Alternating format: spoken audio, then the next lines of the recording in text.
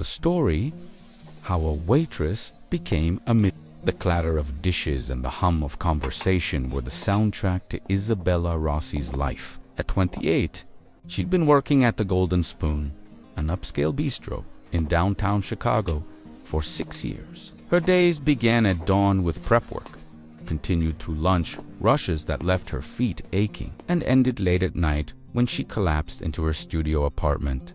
The smell of fried food clinging to her uniform. Isabella moved with the efficiency of someone who'd memorized every table's quirks. Table 12 always ordered extra lemon wedges, Table 7 preferred water without ice, and Table 3 occupied every Tuesday by Mr. Henderson tipped exactly 15%, no more, no less. Isabella hadn't planned to make a career in service. She'd dropped out of community college after her father's death, needing to support her mother and younger brother. Waiting tables was supposed to be temporary, a way to pay bills until she figured something out, but years passed, and the something else never materialized.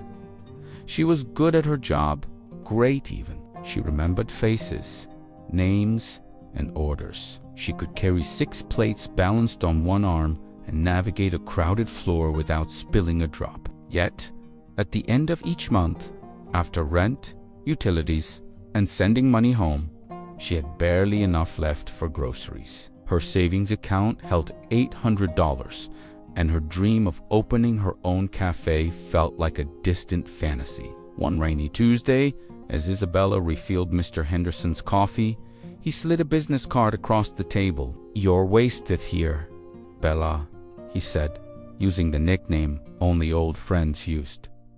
Mr. Henderson wasn't just a regular. He was a retired financial advisor who'd built a fortune investing in undervalued stocks. You notice things others don't? You anticipate needs. That's a rare skill.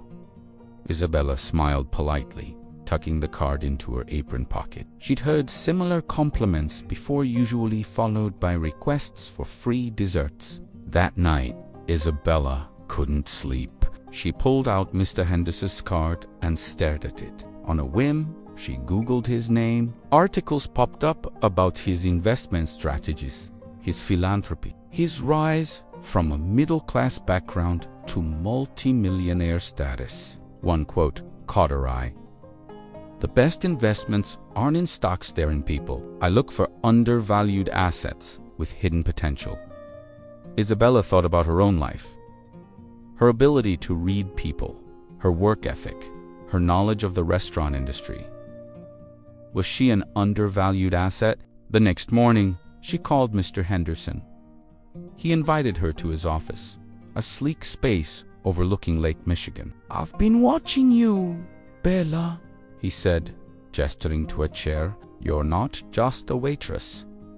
You're a student of human behavior. You know what makes people tick. That's invaluable." He offered her a proposition. He'd teach her about finance and investing, and in return, she'd help him understand the service industry from the inside.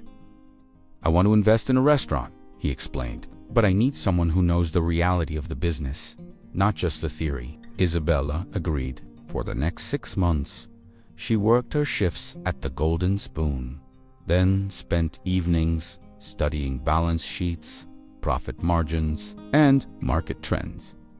Mr. Henderson was a patient teacher, using restaurant examples to explain complex concepts. "A menu is like a stock portfolio," he'd say. "You need diversification, some high-reward items, some steady performers, and you must know when to cut losses." Isabella soaked it all in, her mind racing with possibilities. The turning point came when the Golden Spoon's owner announced he was selling. The restaurant had been struggling for years, but Isabella knew its potential. She saw the loyal customers, the prime location, the untapped opportunities for catering and events. With Mr. Henderson's guidance, she drafted a business plan. She proposed converting the space into a hybrid art cafe by day, a fine dining restaurant by night, with a focus on locally sourced ingredients and community events. She crunched the numbers, factoring in renovation costs, staffing, and marketing. It was ambitious, maybe too ambitious. Mr. Henderson reviewed her plan. "It's solid," he said, "but you need capital." He offered to invest $200,000 in exchange for 40% ownership.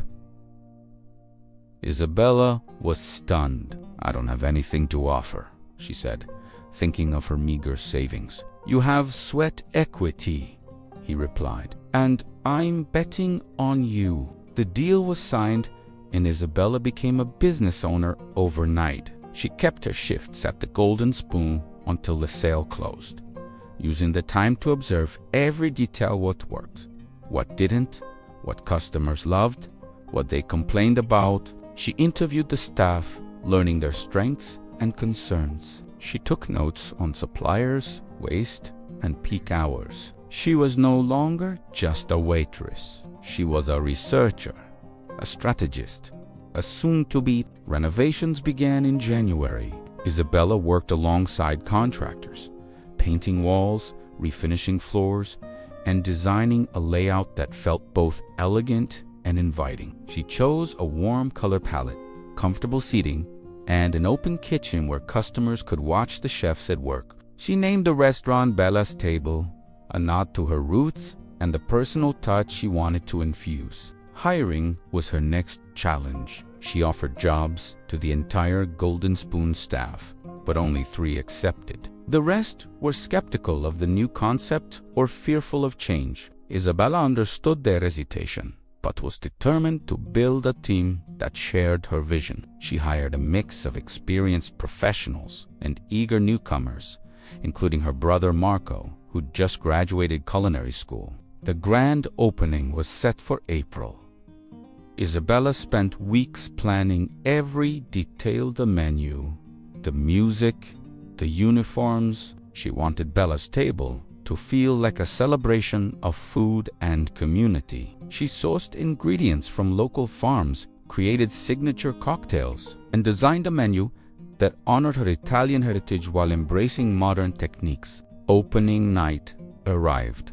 The restaurant was packed with well-wishers, curious foodies, and industry insiders. Isabella, dressed in a simple black dress, greeted guests with a nervous smile. As she scanned the room, she saw Mr. Henderson seated at the corner table, raising his glass in a toast. She took a deep breath and whispered, "This is it."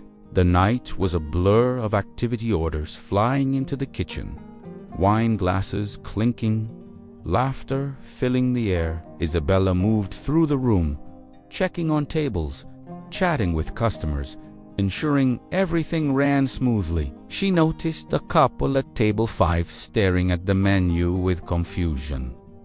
She approached them. "Can I help?"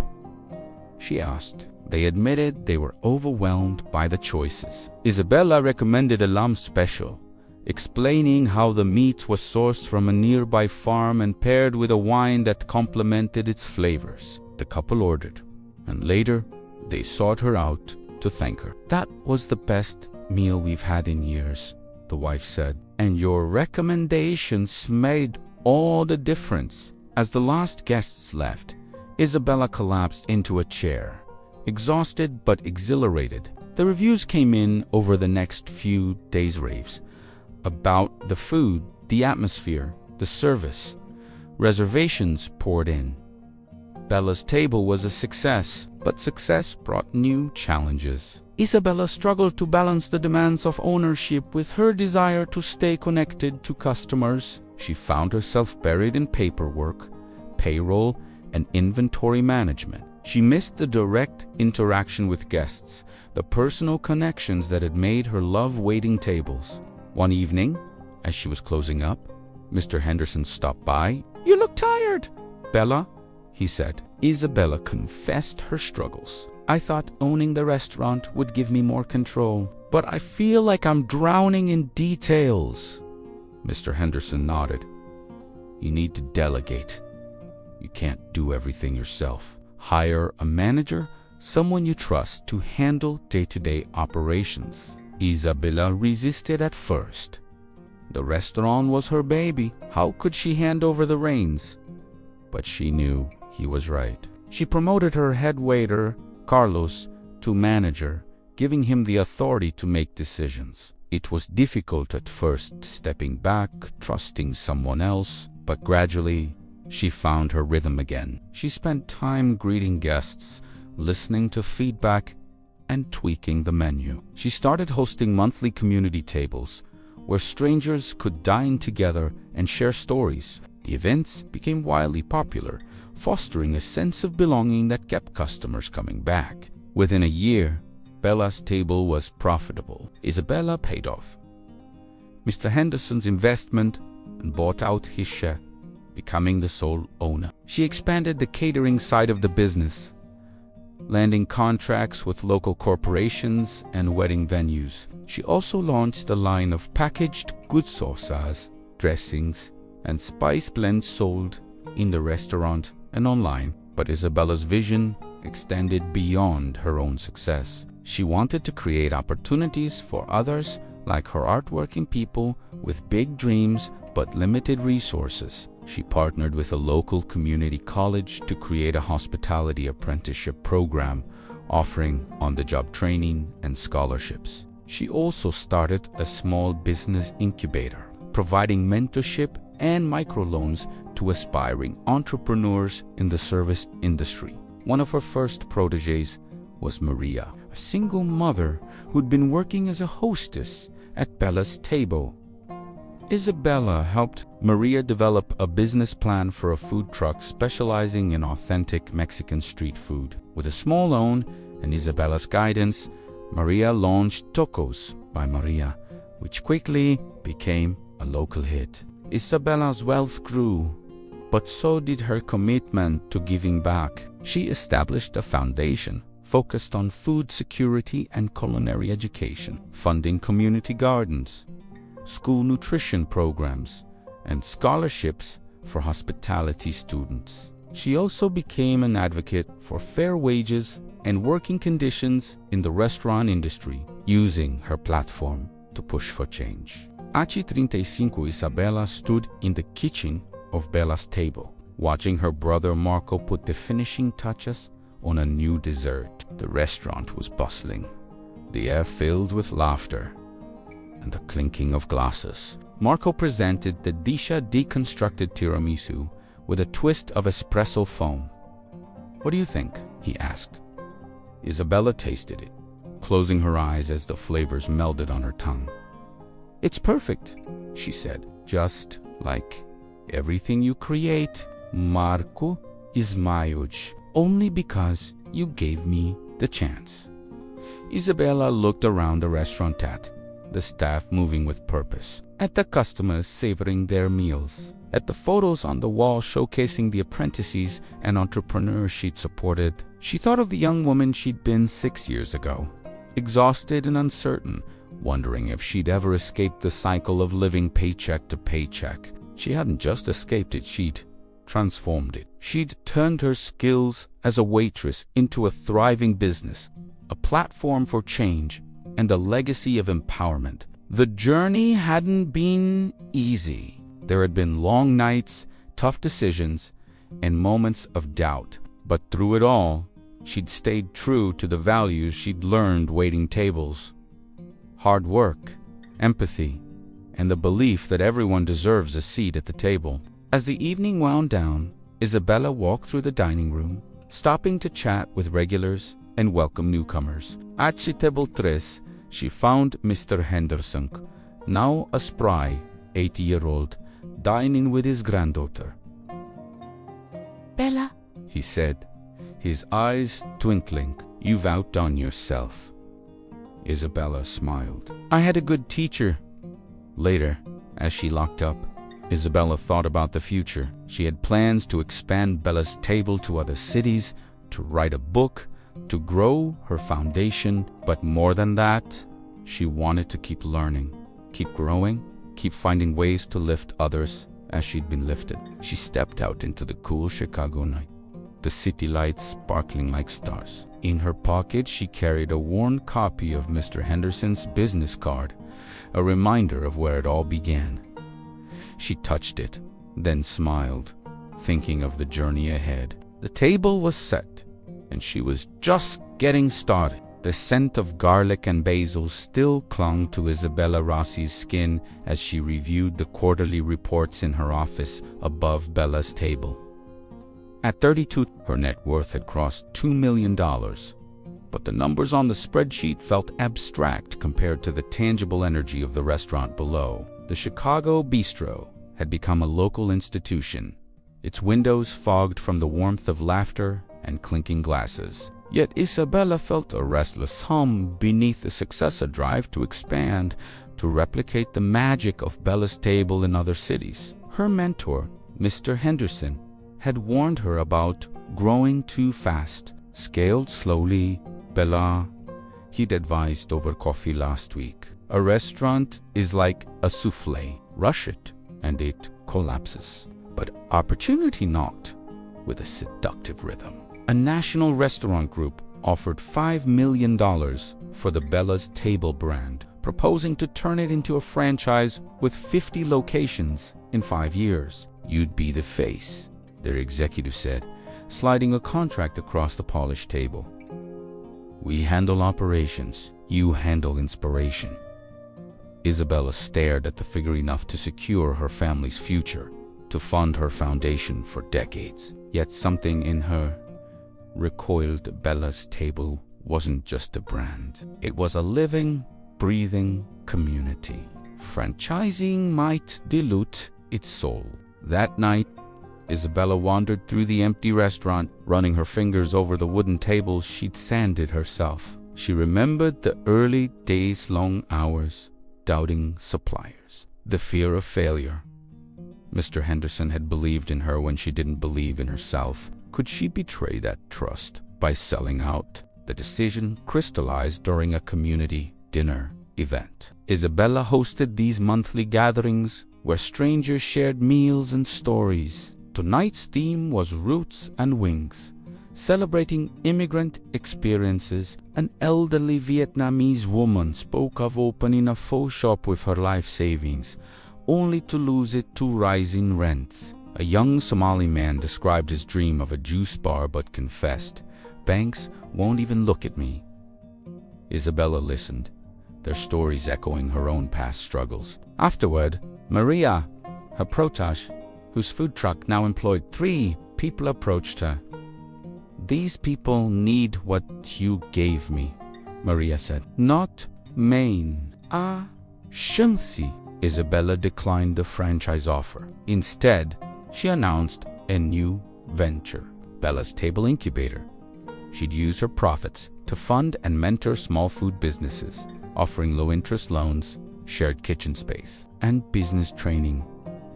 Mr. Henderson approved, investing another $500,000.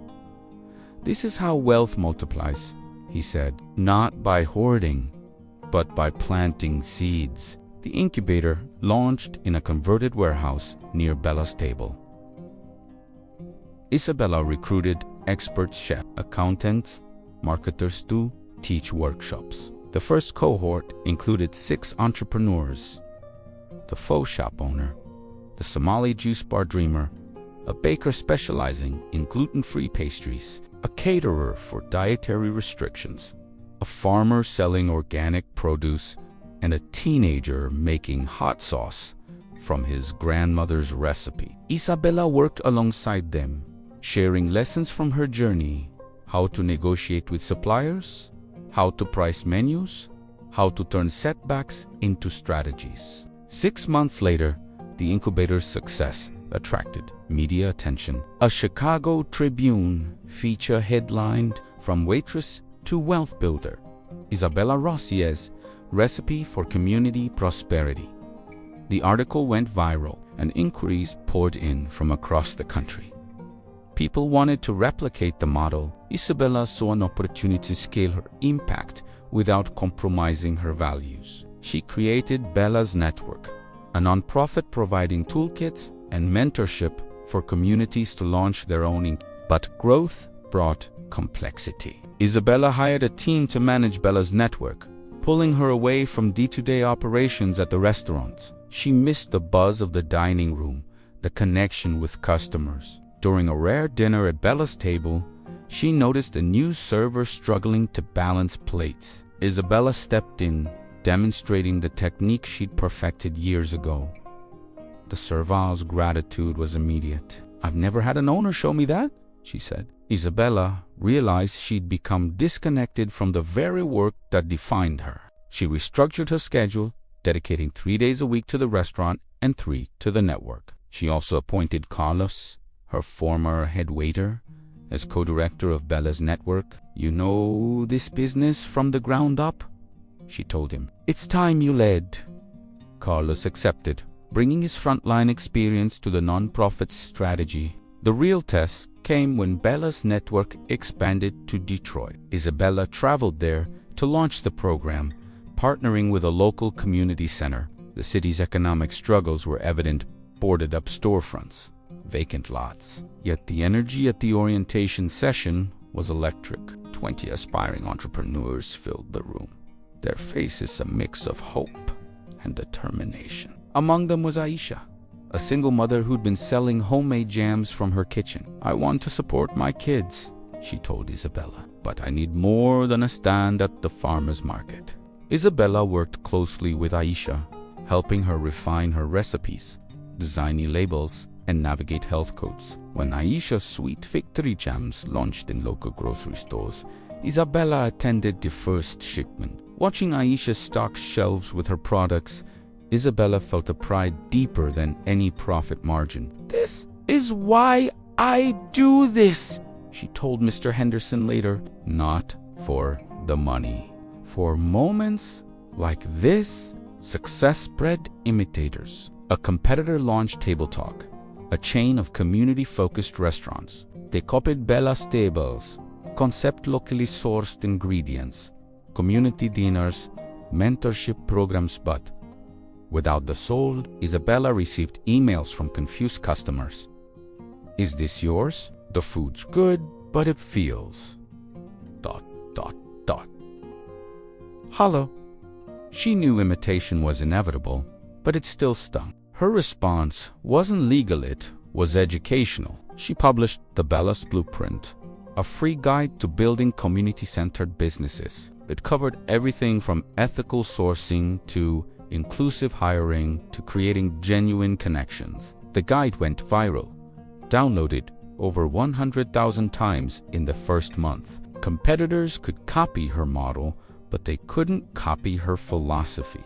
At 35, Isabella's net worth reached $5 million. Bella's Table had 2 additional Chicago locations, each with its own community, focused one on Italian heritage, another on sustainable seafood. Bella's network operated in 12 cities, supporting 200 small businesses. Her foundation had funded 50 culinary scholarships and planted 20 community gardens. But the metrics that mattered most weren't financial. They were the stories. Aisha hiring her first employee, the faux shop owner reopening in a permanent location, the teenager with the hot sauce landing a deal with a national distributor. Each success rippled through communities, creating jobs, preserving traditions, and inspiring others. Isabella's personal life flourished too. She reconnected with her college boyfriend, now a teacher, and they married in a ceremony at Bella's Table. The menu featured dishes from the incubator businesses, a celebration of the ecosystem she'd nurtured. The pinnacle came when Isabella received the James Beard Humanitarian of the Year award. At the gala in New York, she stood before a ballroom filled with culinary legends, her simple black dress contrasting with the glittering gowns around her. "They say I built $1 million business," she began, her voice clear and steady. "But that's not true. I built something far more valuable." She described the incubator, the network, the foundation. She shared stories of the entrepreneurs she'd supported. "Wealth isn't about what you accumulate," she concluded. "It's about what you circulate. Every time we help someone rise, we all rise." The standing ovation was thunderous. Afterward, a young chef approached her, eyes shining. "I want to do what you do," she said. "How do I start?" Isabella smiled, thinking of Mr. Henderson's card, of the risk he'd taken on her. "You start by believing in someone else's potential," she replied. "Then you give them a seat at the table." Back in Chicago, Isabella returned to her routine mornings at the restaurant, afternoons at the network office, evenings with family. The work was relentless, but it was joyful. She'd transformed her skills as a waitress into a movement, proving that empathy and hustle could build not just a business, but a better world. As she locked up Bella's table one night, she touched the wooden door frame, a ritual she'd kept since opening day. The city lights twinkled outside, each one representing a life, a dream, a story. Isabella knew her journey was far from over. There were more tables to set, more people to lift, more communities to nourish, and she couldn't wait to get started. The scent of rain-soaked pavement mingled with brewing coffee as Isabella Rossi stepped into a Washington, D.C. conference room, her heels clicking against marble floors. At 37, she'd traded her waitress apron for tailored blazers, but the rhythm of service still pulsed in her veins, anticipating needs, reading rooms moving with purpose. Today, she'd testify before Congress on behalf of the Small Business Empowerment Act, a bill she'd helped draft. Outside, protesters chanted, "Corporate greed kills Main Street." Inside, lobbyists in expensive suits whispered into politicians' ears. Isabella took a deep breath, clutching the worn notebook where she'd scribbled her testimony. 3 years had passed since Bella's network expanded nationally. What began as a Chicago incubator now operated in 28 cities, supporting 1,200 small food businesses. Isabella's net worth had surged to $12 million. But wealth felt heavier now, like carrying trays stacked too high. The expansion brought relentless travel, negotiating leases in Austin, training mentors in Seattle, calming panicked entrepreneurs in Miami. She'd missed her nephew's first steps, her anniversary, her own birthday. Last month, she'd fainted during a board meeting. The doctor's diagnosis? Exhaustion. "You're running on fumes." "Bella," he'd said, "even machines need to recharge." But momentum was a demanding master. The James Beard Award had catapulted her into the national spotlight. Forbes called her the People's Capitalist. Time featured her in their 100 most influential issue. With fame came opportunities and enemies. A conservative think tank published a report titled "The Myth of Isabella Rossi: How Welfare Capitalism Distorts Markets." Restaurant industry lobbyists pushed back against her advocacy for fair wages, calling her a threat to small business. The congressional hearing was her chance to fight back. Isabella approached the podium, her simple black dress a deliberate contrast to the power suits around her. She began not with statistics, but with a story. 6 years ago, I served a man named Mr. Henderson at the Golden Spoon. He saw something in me I didn't see in myself. Today, Maria once, a single mother bossing tables owns 3 food trucks. Aisha's jams are in 200 grocery stores. This isn't welfare. It's investment. It's believing that people with calloused hands and big dreams deserve a seat at the table. Asterisk, her testimony went viral. Senators from both parties praised her authenticity. But behind the scenes, opposition mounted. A powerful restaurant association offered her $2 million to reconsider her support for the bill. Isabella refused. The next day, a scandal broke. Anonymous sources claimed Bella's network accepted illegal donations, though false. The smear campaign dominated headlines. Back in Chicago, Isabella found refuge at Bella's table.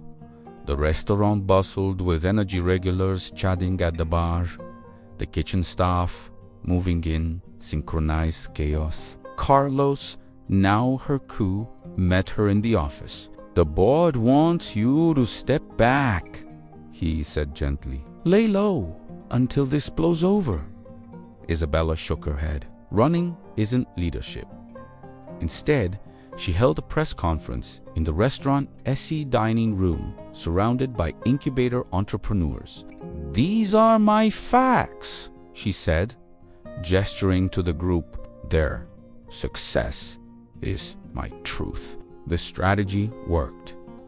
Public opinion shifted. Small business owners rallied to her defense. The bill passed with bipartisan support. At the signing ceremony, the president handed Isabella the pen. "You remind us," he said, "that prosperity isn't trickling down, it's built from the ground up." Victory brought expansion opportunities. Investors proposed to Bella's table IPO, valuing the company at $100 million. Isabella resisted. Going public meant answering to shareholders, not communities. Instead, she created an employee ownership program. Over 5 years, workers would earn shares based on tenure and contribution. "This restaurant belongs to all of us," she announced at a staff meeting. The room erupted in cheers. But growth strained relationships. Her brother, Marco, now head chef, resented her frequent absences. "You're building an empire," he said during a tense kitchen confrontation, "but you're forgetting the family that helped you build it." Isabella knew he was right. She delegated more responsibilities, promoted Carlos to president of Bella's table, and hired a CEO for Bella's network. "I need to lead differently," she told Marco, "not by doing more, but by empowering others." The true test came in New Orleans. Bella's network had launched a program to help food businesses recover after Hurricane Katrina. Isabella visited a community kitchen where entrepreneurs prepared meals for displaced families. Among them was Antoine, a former line cook who'd lost everything. With a microloan from Bella's network, he'd opened a po' boy shop employing other survivors. "This isn't just a restaurant," Antoine told Isabella, wiping his hands on his apron. "It's hope on a plate." That night, as Isabella walked through the French Quarter, she saw Bella's tables influence everywhere. Incubator businesses thriving, vacant storefronts transformed, communities rebuilding. But she also saw the cost: her frayed relationships, her exhaustion, the constant pressure to be on. She sat on a bench overlooking the Mississippi, letting the rivers flow calm her mind. What was she building? And for whom? The answer came unexpectedly. A young woman approached her, Jasmine, a graduate of Bella's network who now ran a successful bakery chain. "I wanted to thank you," Jasmine said, handing her a box of beignets. "You gave me courage when I had none." Isabella thought of Mr. Henderson, of Maria, Aisha, Antoine, Jasmina, chain of empowerment stretching across the country. She wasn't just building businesses, she was building a movement. But movements need rest. Isabella announced a sabbatical. For 3 months, she disconnected. No emails, no events, no decisions. She traveled to Italy, tracing her family's roots. In a small village in Tuscany, she learned to make pasta from an elderly cousin. The rhythm of kneading dough, the simplicity of ingredients, the joy of sharing meal sits grounded her. She realized that wealth wasn't just about resources. It was about presence. Isabella returned renewed. She restructured her life. 3 days a week for Bella's enterprises, 3 days for family and personal growth, 1 day for rest. She also launched The Table, a podcast where she interviewed leaders about balancing success and humanity. The first episode featured Mr. Henderson. "Now 85 Wells is a tool," he said, his voice frail but wise. "Not a destination. Use it to lift others and it multiplies. Hoard it and it rots. At 40, Isabella's net worth reached $20 million. Bella's table had locations in 10 cities. Bella's network operated in 40 states. Her foundation had funded 500 small businesses and planted 100 community gardens. But the numbers that mattered most were the stories. Jasmine opening her 10th bakery, Antoine hiring his 50th employee, Maria sending her daughter to college. One evening, as Isabella closed Bella's table, she found a note on her desk. It was from Carlos. "You taught us that success isn't about how much you make, but how much you give. Thank you for giving us all a seat at the table." Isabella smiled, touching the worn notebook where her journey began. She'd come a long way from the waitress balancing plates, but the core of who she was, someone who saw value in others, who believed in second chances, who knew that everyone deserves nourishment, remained unchanged. As she locked the door, the city lights twinkling like stars, Isabella knew her work was far from over. There were more tables to set, more people to lift, more communities to nourish, and she was ready for the next course, the next challenge, the next chapter. The table was set, and she was just getting started. The scent of sea salt and diesel fuel clung to Isabella Rossi's clothes as she stepped onto the docks of Marseille. At 42, her net worth had swelled to $35 million, but the Mediterranean breeze felt like a foreign language against her skin.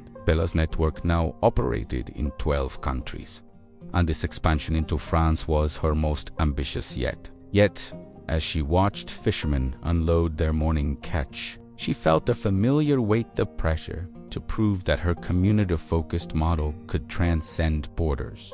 3 years had passed since her congressional testimony and sabbatical. Isabella had returned with a renewed sense of purpose, but the world had grown hungrier for her brand of compassionate capitalism. Investors courted her with billion-dollar valuations. Universities offered honorary degrees. Even the Pope requested a meeting to discuss her work with food insecurity. Yet the invitation that unsettled her most came from the World Economic Forum. "Join our Global Leaders Council. Help redefine capitalism's future." Isabella accepted, but with conditions. "I'll speak," she told the organizers, "but only if you invite 3 Bellas, network entrepreneurs, to change happens from the ground up, not the top down." They agreed. The France launch began in Lyon, culinary capital of the world. Isabella had partnered with a local nonprofit, La Table Partagée, the shared table, to adapt her incubator model. But cultural differences emerged immediately. French entrepreneurs viewed her American hustle culture with suspicion.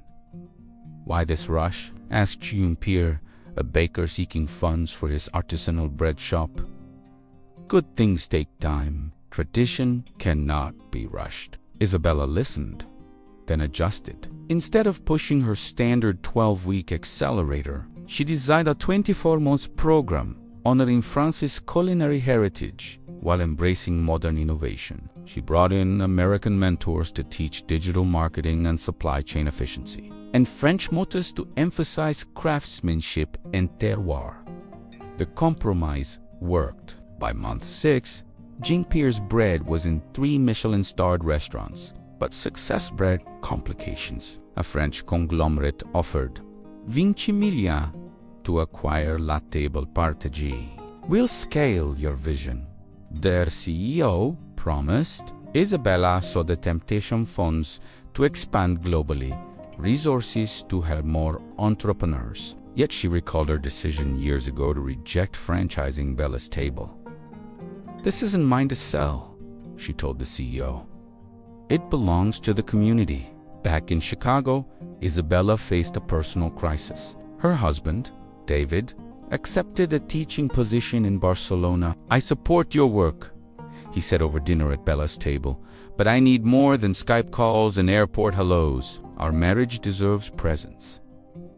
Isabella's heart clenched. She'd sacrificed so much time, energy, relationships for her mission. Was she losing her most important partnership?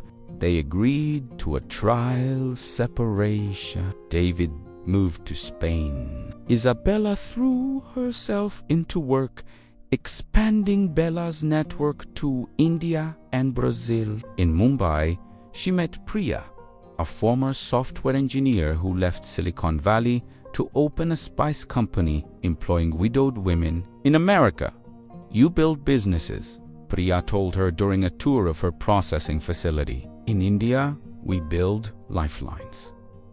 Isabella realized her model needed flexibility. Not every community measured success the same way. The World Economic Forum arrived. Isabella flew to Davos with 3 entrepreneurs: Maria Takus, Aisha Jams, and Jumpir Bread. The glitz of the event: private jets, champagne receptions, security details felt alien. During a panel on inclusive capitalism, a billionaire CEO dismissed Isabella's approach. Soft metrics like community impact don't move markets. Isabella responded calmly.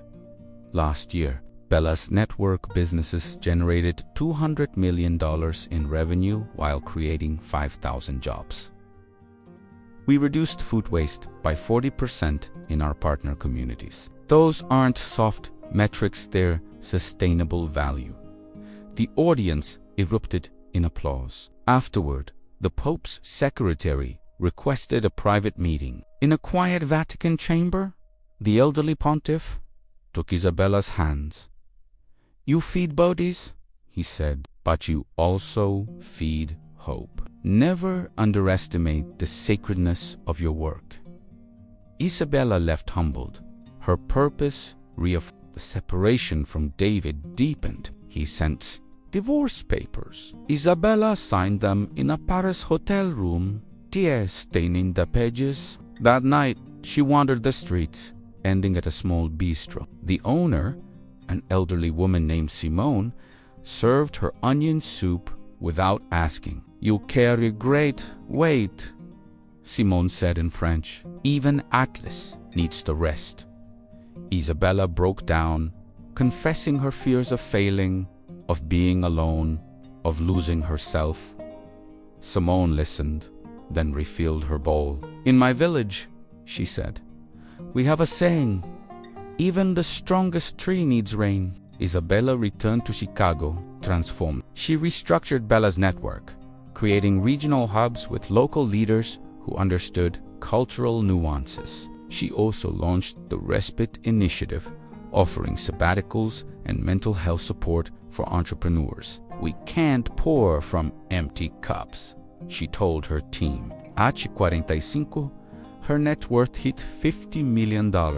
Bella's table had 15 locations globally. Bella's network operated in 25 countries, supporting 3,000 businesses. But the numbers that mattered most were personal. She reconciled with David, who moved back to Chicago. They renewed their vows at Bella's table, with Maria catering and Aisha baking the cake. Isabella also reconnected with her brother Marco, now a celebrated chef with his own TV show. "I was wrong," he admitted. "You didn't forget family. You expanded it." The pinnacle came when the United Nations named her a special envoy for sustainable food systems. In her acceptance speech at UN headquarters, Isabella didn't discuss policy or economics. Instead, she told a story. "Yesterday, I visited Bella's network kitchen in Nairobi. A woman named Grace feeds 200 orphans daily with vegetables from her garden. When I asked how she does it, she showed me her hands calloused, scarred, strong. These hands," she said, "are not just mine. They belong to every child who eats here." Asterisk. Isabella paused, looking out at the assembly. "That's the truth I've learned. Wealth isn't owned. It's stewarded. Our hands, our resources, our hearts they belong to each other. The standing ovation lasted 5 minutes. Afterward, world leaders lined up to meet Grace via video call. Back in Chicago, Isabella found Grace's message waiting. "You made the world see us. Thank you." Isabella smiled, thinking of her journey from waitress to global envoy, from serving plates to serving humanity. She'd built wealth, yes, but more importantly, she'd built bridges between cultures, between classes, between despair and hope. That evening, as she locked Bella's table, David joined her. They walked along the Chicago River, the city lights reflecting in the water. "What's next?" he asked, squeezing her hand. Isabella looked at the horizon, where the moon was rising. "The work is never done," she said softly. "But tonight, I'm just grateful to be home." The table was set. The feast was shared. And Isabella Rossi, once a waitress counting tips, now a millionaire feeding souls, knew that her greatest wealth wasn't in bank accounts, it was in the connections forged, the lives changed, the love served daily, one plate at a time. End of part 4, minus 6,018 words awaiting your approval before proceeding to part 5. Part 5 will explore Isabella's later years, her transition from active leadership to mentorship, and the enduring impact of her legacy. Prosiga Profile GLM 45. Today at 7:13 p.m., the user wants me to continue with part 5 of Isabella's story. They've been very specific about the structure. 6 long parts of 6,000 words each. No subtitles, just flowing narrative. Looking back at the history, I see they've been particular about word count and formatting throughout this series. The story, how a waitress became a millionaire. The scent of old paper and lavender filled Isabella Rossi's study as she sorted through decades of journals. At 55, her silver hair was swept into a chignon, her hands still bearing the faint scars of kitchen burns and dishwashing. The room overlooked Lake Michigan, but her gaze kept drifting to a framed photo on her desk, her 28-year-old self, grinning beside Mr. Henderson at Bella's table's grand opening. 27 years had passed since that day. Her net worth now exceeded $100 million, but the numbers felt like distant echoes compared to the weight of legacy settling around her. Bella's network had become a global force,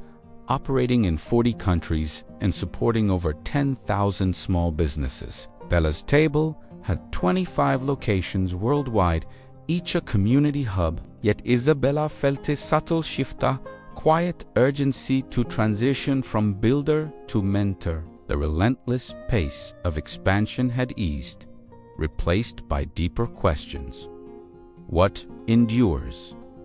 What truly multiplies? The catalyst came during a board meeting. Carlos, now president of Bella's Enterprises, presented a 5-year plan, doubling locations, entering Asian markets, developing a Bella's Table product line for retail. The projections dazzled $500 million in new revenue.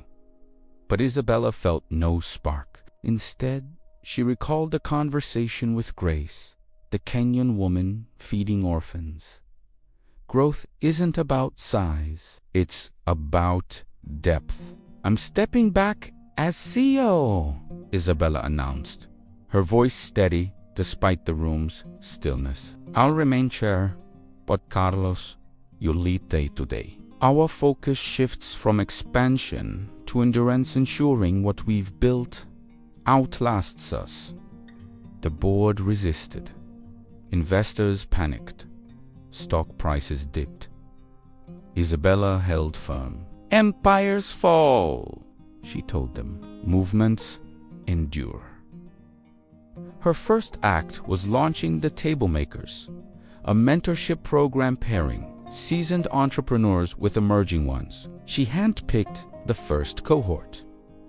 Maria, now a restaurant mogul with 50 locations. Aisha, whose jams were in every Whole Foods, Jean-Pierre baking for the Eiffel Towers restaurant, and Grace running agricultural cooperatives across East Africa. Their task: mentor 100 entrepreneurs, each over 5 years. The program began in a converted barn on Isabella's Wisconsin farm, a place she'd bought as a retreat. For a week, the group shared stories, failures, and hard-won wisdom. Maria spoke of bankruptcy during the 2008 crash. Grace described surviving droughts that wiped out crops. Aisha confessed to imposter syndrome despite her success. Isabella listened, then shared her own regrets: missed birthdays, her new divorce, the time she'd chosen work over presence. Legacy isn't perfection, she said. It's perseverance through imperfection. The transition wasn't seamless. Bella's Enterprises faced its first major crisis: a data breach exposing customer information. Mejia called it Bella's fall. Isabella returned to Chicago, not to command, but to serve. She worked alongside the IT team, called affected customers personally, and hosted town halls. "We broke trust," she told a packed auditorium. "Now we rebuild it one conversation, one action at a time." The transparency turned critics into allies. Within months, trust was restored, stronger than before. Meanwhile, David, her husband, retired from teaching and became her sounding board. They walked daily along Lake Michigan, discussing everything from quantum physics to tomato yields. "You're not retiring," he said one evening, as sunset painted the water gold. "You're redefining your work."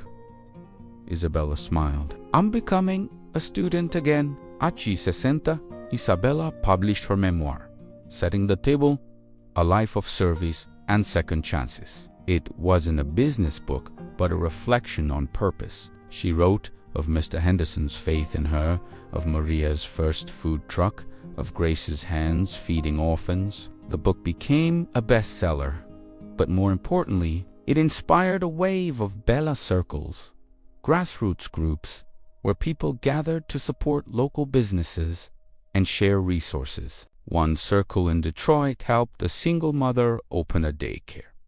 Another in Mumbai funded a clean water initiative. The movement grew organically, a testament to Isabella Esikori belief: change happens in community, not isolation. The true test came when Bella's network faced political upheaval. In Hungary, a new regime cracked down on nonprofits, seizing assets and intimidating entrepreneurs. Isabella flew to Budapest, meeting secretly with affected business owners in a basement bakery.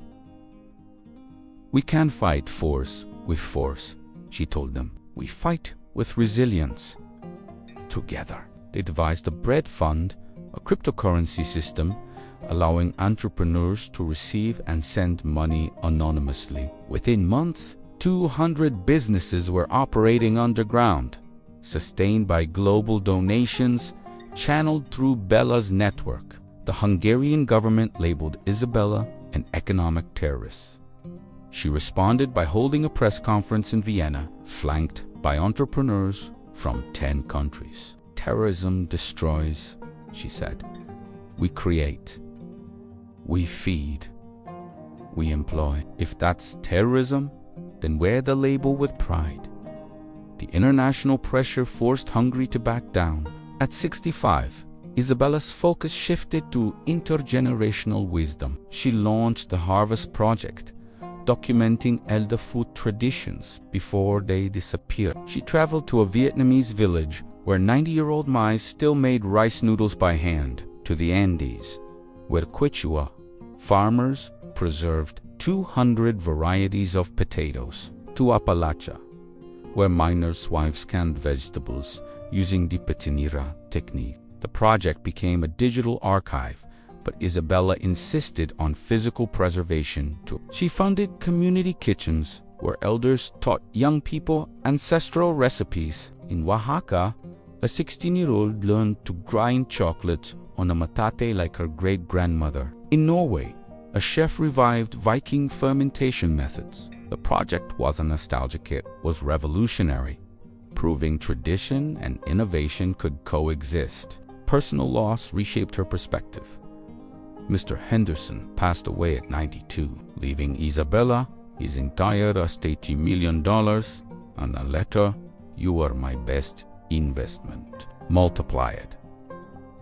She used the money to establish Henderson's Hope, a fund for entrepreneurs over 60 starting second-act businesses. Then David suffered a stroke. Isabella put everything on hold to care for him. 4 months, she fed him, read to him, wheeled him to Lake Michigan to watch the sunset. One evening, as they watched geese fly south, David squeezed her hand. "You built an empire," he whispered, "but you've never lost your soul."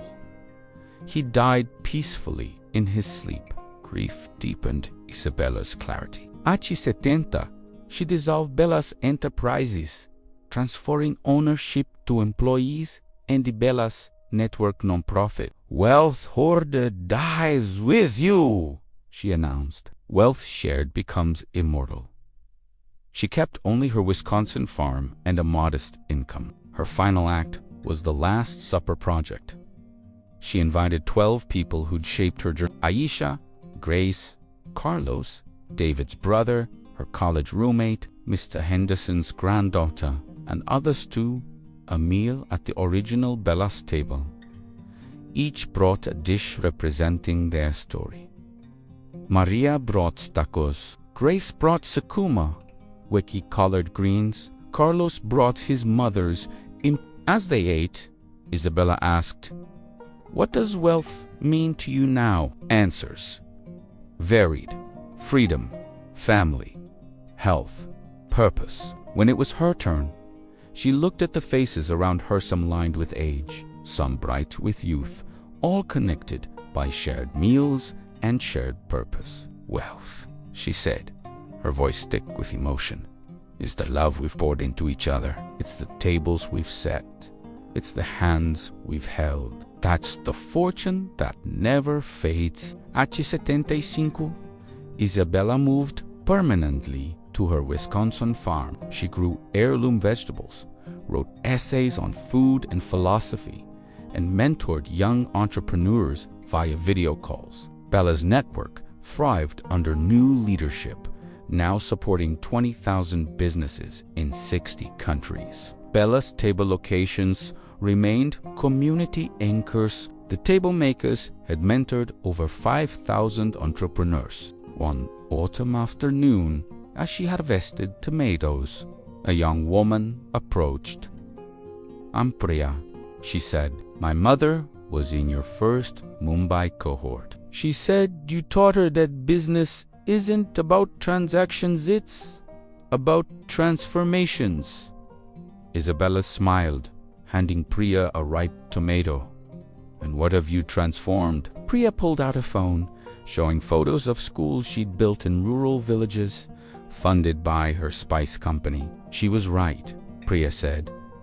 "Wealth isn't what you gather, it's what you grow." Isabella looked at the fields stretching to the horizon, at the legacy taking root in soil and souls. She'd started as a waitress carrying plates. Now she carried stories, wisdom, and the quiet certainty that true wealth isn't counted in ledgers, it's harvested in lives nourished, communities strengthened, and love served generously. The table was set. The feast was eternal. And Isabella Rossi, once a millionaire by dollars, now understood she'd been wealthy all along. The scent of wood smoke and ripe apples hung in the autumn air. As Isabella Rossi, now 85 Saturday, on the porch of her Wisconsin farm, her hands, gnarled with age but steady, shelled peas into a ceramic bowl, same bowl she'd used at Bella's stable's opening night. Lake Michigan glittered in the distance, but her eyes were fixed on the graveled driveway. Today, visitors were coming, not investors or politicians, but witnesses. 20 years had passed since she'd stepped back from active leadership. Bella's network now operated in 80 countries, supporting 50,000 small businesses. Bella's table locations remained community cornerstones. The table makers had mentored 25,000 entrepreneurs. Yet Isabella's world had shrunk to this farm 100 acres where she grew heirloom vegetables, wrote essays on food philosophy, and received pilgrims seeking wisdom. The first car arrived. Maria, now 70, and silver-haired like Isabella, stepped out, carrying a basket of still warm tortilla. The grandkids insisted. "I bring these," she said, embracing Isabella. "Te sai tia be gastacos. Are beter tan abuela es." Isabella laughed. "The sound like dry leaves. Russ, flattery will get you extra salsa." Next came Aisha, 68. Her gem empire, now a global brand funding clean water projects in Africa. Grace arrived last. At 75, her agricultural cooperatives having transformed Kenya's farming landscape. Together, they sat on the porch, shelling peas, sharing stories, their laughter mingling with the wind. Isabella's journal lay open on her lap.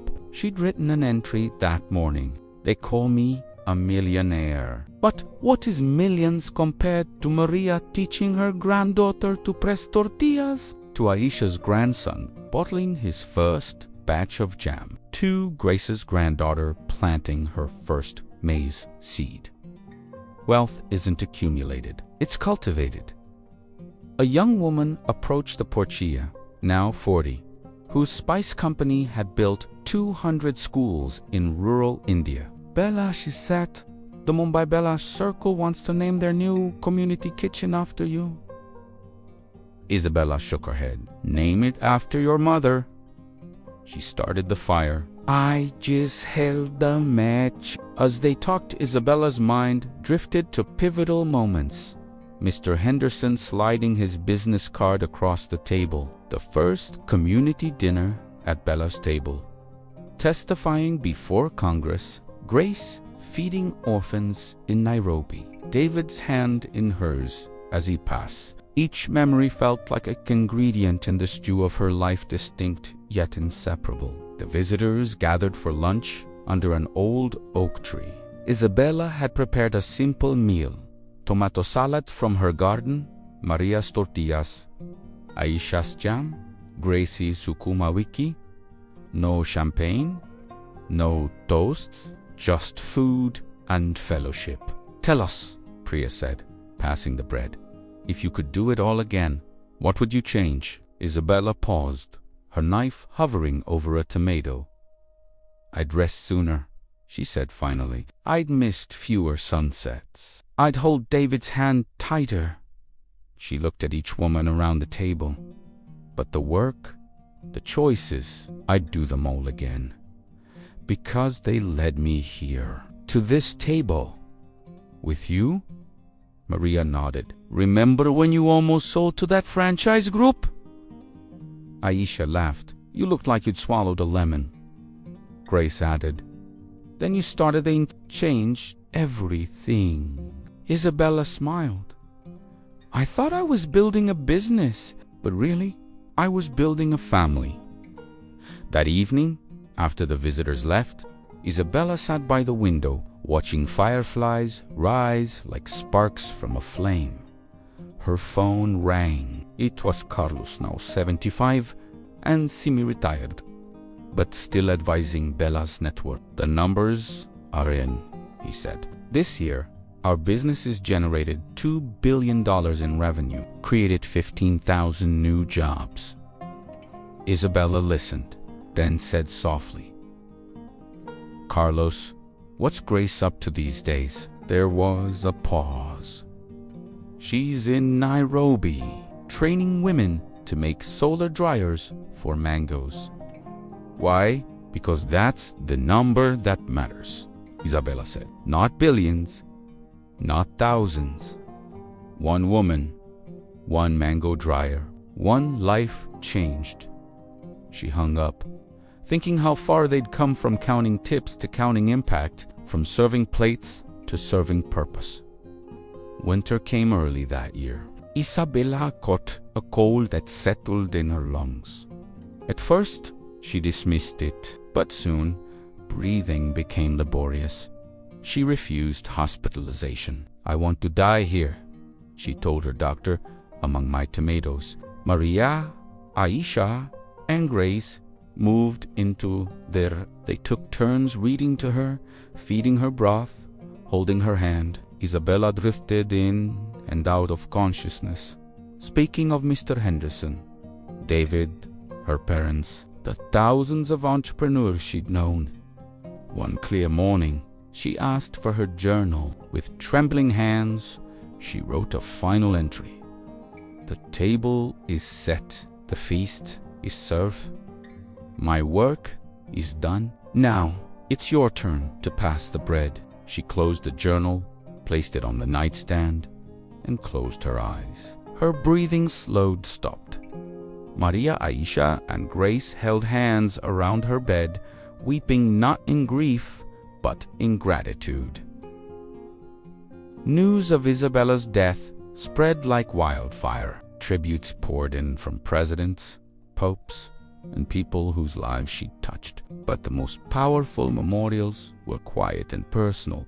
In Chicago, Bella's table placed a single empty table by the window, Isabella's table where anyone could sit, reflect, and share a meal. In Mumbai, Priya's Bella Circle renamed their community kitchen the Isabella Kitchen. In Nairobi, Grace's farmers planted an oak grove in Isabella's Onarda Bella Forest. Globally, Bella's network entrepreneurs observed Isabella Day by feeding someone in need and sharing their story. But perhaps the most enduring tribute was the continuation of her work. Maria's granddaughter opened a taco truck employing at-risk youth. Aisha's grandson launched a jam company funding clean water wells. Grace's granddaughter expanded her grandmother's cooperatives. The table makers mentored 5,000 new entrepreneurs that year alone. 5 years after Isabella's death, her Wisconsin farm became a retreat